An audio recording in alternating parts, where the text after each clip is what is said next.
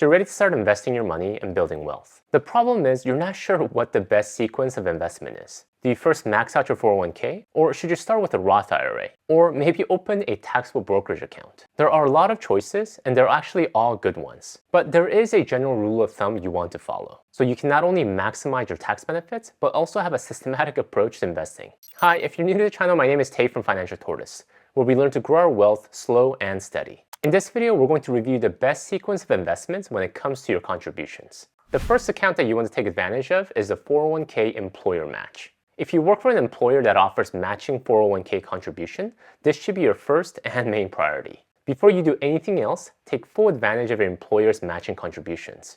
It is literally free money. For example, let's say that your employer matches 100% of your contributions up to 4% of your income. If you make $100,000 a year, when you contribute $4,000 into your 401k, your employer matches you dollar for dollar, another $4,000. You're essentially making a 100% return on your investments instantly. If you aren't sure of your company's 401k employer match policy, ask your human resources department or your benefits manager. Ask them if you have an employer match and how it works.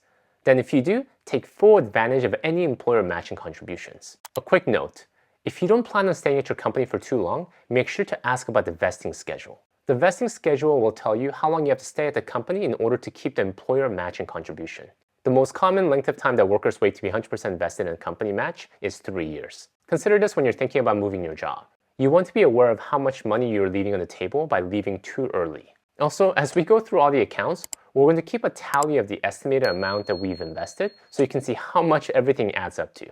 So at this point, with an estimated $100,000 salary and a 4% match, you would have invested a total of $8,000 into the market. Your 4% plus your company's match. Alright, after you've taken advantage of the 401k employer match, the second account you want to max out is the Roth IRA. In my personal opinion, the Roth IRA is one of the most tax-efficient accounts available to investors. If you'd like to learn more about the difference between Roth IRA and traditional IRA, check out my video here.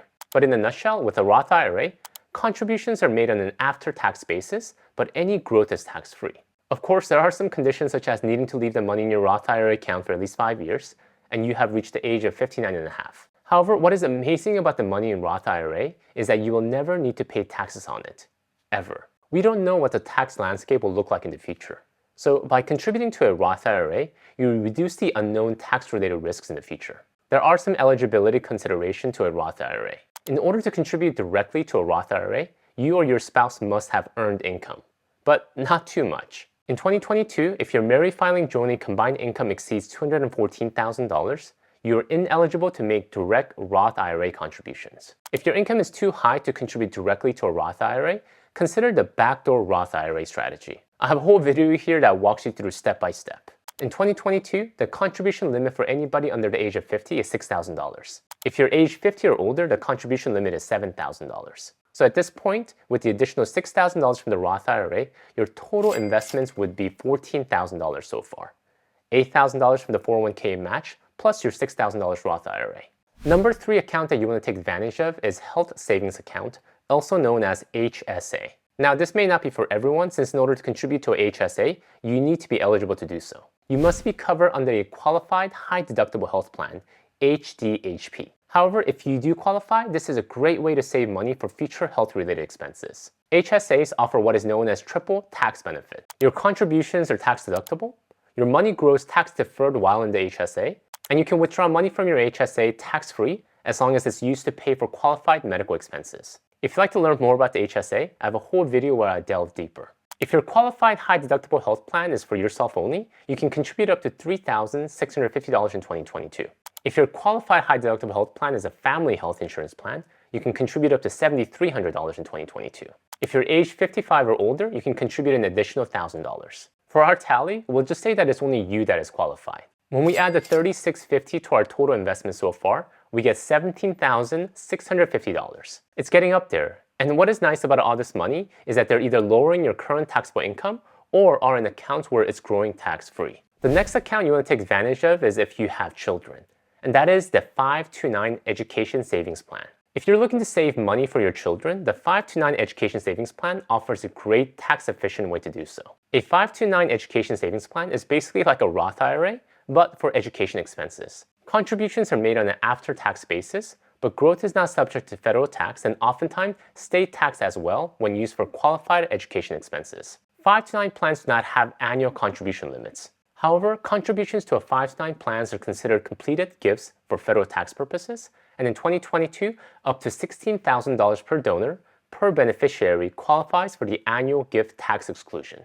Personally, I don't want my kids to think I'm going to cover their college tuition 100%, so I invest just a moderate amount. If we're creative, there are tons of different ways to effectively fund college, so though I like to have the 5 to 9 education savings plan as an option, I don't want my kids to completely depend on it. For our tally purposes, we'll just say the same amount as our Roth IRA, $6,000. This means we would have invested a total of $23,650 so far. Alright, the number 5 account we want to take advantage of brings us back to the 401k. But this time, not just for a match, but to completely max it out. Just because we've taken full advantage of our employer match doesn't mean we can't contribute more money to our 401k. This is one of the most effective ways to lower our taxable income and to put more money into the market. In 2022, the contribution limit for anybody under the age of 50 is $20,500. If you're 50 or older, the contribution limit is $27,000. Alright, let's add up everything so far from step 1.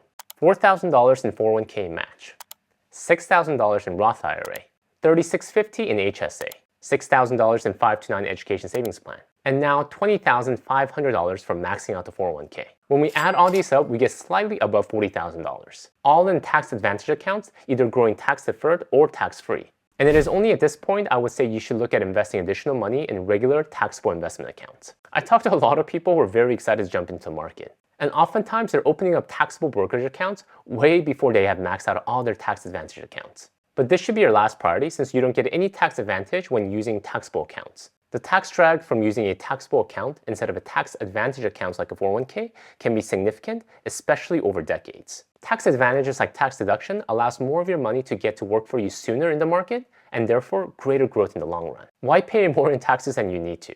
By following the sequence of investment contributions that we've outlined here, you'll get the best of both worlds. And there is no limit to investing in taxable accounts.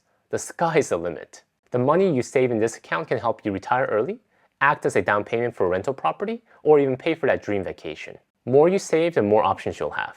Let's talk about some other considerations though. Before you start following the sequence of investing that we discussed here, there are other personal finance housekeeping items that we want to have in order. Specifically, an emergency fund and outstanding debt. Emergency funds are the base foundation of strong personal finance. You wouldn't build a house without a solid foundation. So in the same way, we want to have our emergency fund in place before we jump into investing. Emergency funds are there for the unplanned and unexpected life events. Losing your job, a car repair, or a medical emergency. Without it, our grandiose plans to invest will always get derailed. Something will always come up that will require us to funnel money for our investments to the new emergency because we don't have a financial cushion.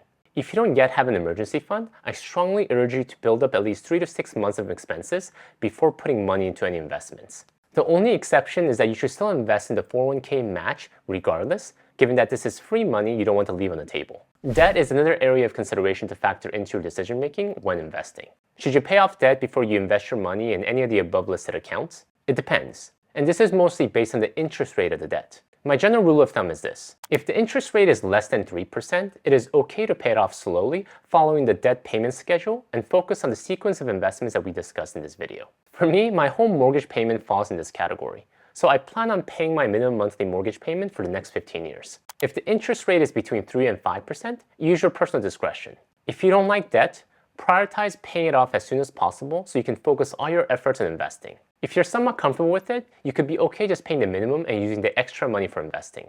However, if the interest rate is more than 5%, you want to pay it off as soon as possible. Don't think about it too much, just get it off your back. That's it, guys. Hopefully this helps you to have a systematic way to approach your investing.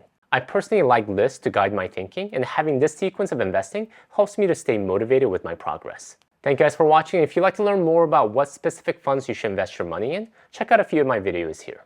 Until next time, all the best.